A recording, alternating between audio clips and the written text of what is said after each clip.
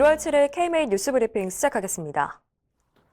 새해에도 이어지고 있는 코로나19 위기 상황을 극복하기 위해 의료계와 정부가 협력을 약속했습니다. 어제 열린 의료계 신년할애회에서 이필수 의협회장은 재난 상황을 슬기롭게 극복하기 위해 공동의 목표를 바라보는 것이 중요하다며 의료계와 정부의 협력과 연대가 필요하다고 강조했습니다. 또 올해 대선을 비롯해 의료계가 대응해야 할 많은 현안들이 있다며 적극적인 대응을 통해 의사들이 온전히 진료에만 매진할 수 있도록 최선을 다하겠다고 다짐했습니다. 대한병원협회 정영호 회장은 보건의료 인력의 수급 불균형 해소와 확충, 전공의 양성과 배출을 위한 프로그램 고도화 및 안정화 등 난제를 해결하는 데 교두보 역할을 해나가겠다고 말했습니다. 정부도 협력 의지를 밝혔습니다. 권덕철 보건복지부 장관은 코로나19 대응 병상 확충에 따른 의료기관의 손실 보상이 충분히 이루어질 수 있도록 최선을 다하겠다며 의료진의 노고에 감사를 표했습니다. 더불어민주당 이재명 대선 후보가 탈모 치료제를 건강보험에 적용할 수도 있다. 이런 뜻을 내비치면서 이목이 집중되고 있죠. 1000만 탈모인의 표심을 노리겠다는 건데 의료계 반응은 싸늘합니다.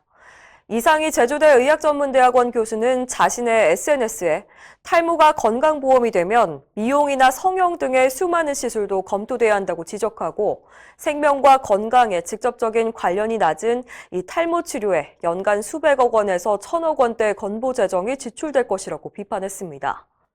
그러면서 우리나라가 그나마 세계적 자랑거리로 내세울 수 있는 국민건강보험 제도마저 포퓰리즘 정치로 망쳐놓을 것 같다고 지적했습니다. 환자단체도 황당한 공약이라는 반응입니다. 김성주 한국암환자권익협의회장은 고가의 항암제가 건보 적용이 안 돼서 목숨이 왔다 갔다 하는 암 환자들을 위한 대책부터 마련하는 게 대통령 후보로서 보다 바람직한 자세일 것이라고 일침했습니다. 독립간호법 제정에 대한 의료계 반대가 거센데요. 여의사들도 반발하고 나섰습니다. 한국여자의사회는 성명을 통해 코로나19 위기로 국민 생명이 위협받는 긴박한 상황에서 의료인 사이의 분열과 갈등을 조장하고 특정 직역만을 위한 간호법 제정을 강력하게 반대한다고 밝혔습니다.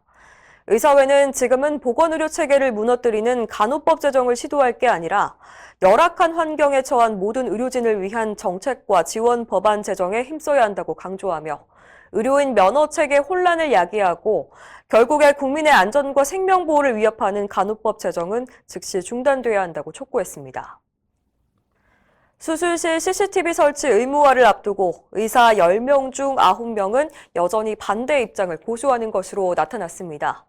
대한의사협회 의료정책연구소가 의사 2,345명을 대상으로 조사한 결과 90%가 수술실 내 CCTV 설치 의무화법에 반대한다고 답했습니다.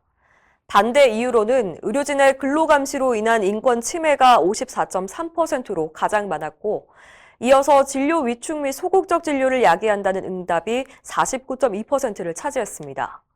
그 외에 환자의 개인정보 유출 사고 유발, 불필요한 의료 분쟁 가능성, 의료인을 잠재적 범죄자로 여기는 인식 등의 우려가 있었습니다.